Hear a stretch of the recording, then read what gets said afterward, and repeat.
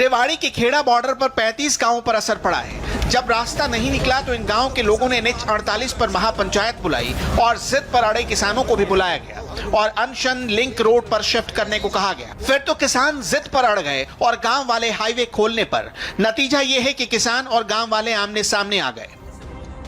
मेरे हाथ में माफी चल गई। अकेला आदमी यहाँ से संगठन कोई जाएगा नहीं। आप वाली बात भी हम सुन रहे हैं, हम भी योजना बना रहे हैं, हम कहाँ से रास्ते हम भी ढूंढ रहे हैं। प्रशासन हमें 26 का टारगेट ले रखा दिल्ली का, प्रशासन गेट नहीं खोला। इससे पहले रास्ते चुनने की बात हो रही है। रास्ता आप चुनो या तो प्रशासन को आप जिम्मेदार हो, प्रशासन रास्ता खोलते, हम अपनी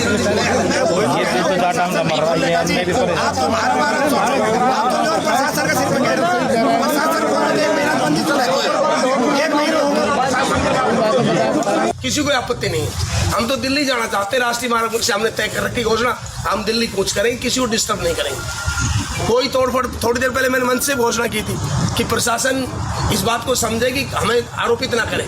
भी हमारा साथ दो इस मैटर में कि ये रास्ता साइड का खुल जाए ताकि किसी को परेशानी, बैरिकेड हरियाणा सरकार को खोल दे। हमारे साथ दो आप। हम कोई आंदोलनकारियों की तरफ से कोई शिकायत आए तो ये हमारी कमेटी के मुखिया बैठे हमारा राम जी, राजा राम जी, इनके योजना से पूरी कमेटी इनको नियुक्त कर रखा दोनों को।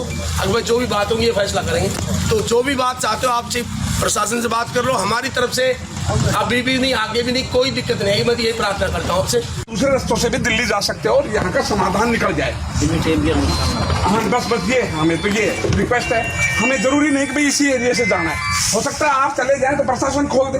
अभी उसको प्रशासन को भी ये लगता हो कोई माहौल बिगड़ जाए, खोल दे भाई, ऐसा कुछ मुद्दा मिल जाए। आप भी सही कह रहे हो, कोई उत्पात करे और वो मुद्दा हम भी नहीं चाहते कोई ऐसा मुद्दा मिले और जिससे हमारा आपसी माहौल बिगड़े। तो मेरी आप सभी से रिक्वेस्ट है, जो प्रतिनिधि आए हुए हैं किसान यूनियन से भी, तो आप कोई ऐसा ये जो और रास्ते जा रहे हैं उनके थ्रू आप दिल्ली कूच करें।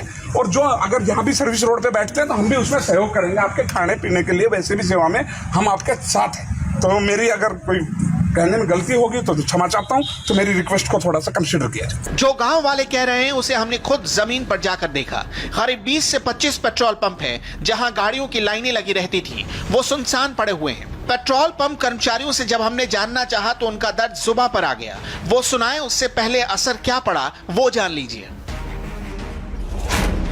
एक पेट्रोल पंप पर रोजाना तकरीबन 60 से 65 हजार लीटर तेल की बिक्री होती थी, लेकिन प्रदर्शन के कारण ये बिक्री घटकर महज 2 से 3 हजार लीटर तक पहुंच गई है, जिसके कारण पेट्रोल पंप मालिकों को अपने स्टाफ की सैलरी देना भी दूभर हो गया है। इस 10 किलोमीटर के पूरे रेंज में हमने जहां देखा वहां दुकानें बंद थी, जो दुकानें खुली थी वहां इक्का दुक्का ग्राहक थे।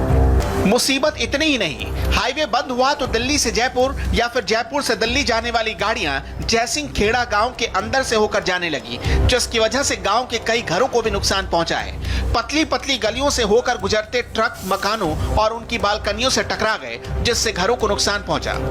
किसान आंदोलन का सबसे ज्यादा नुकसान हेमराज को उठाना पड़ा। पेट्रोल पंप की तरफ जा रहा था, एक्सीडेंट हो गया। नेशनल हाईवे बंद होने के कारण एम्बुलेंस नहीं पहुंच पाई। किसी तरह निजी कार में अस्पताल ले आए, जहां हालत गंभीर है।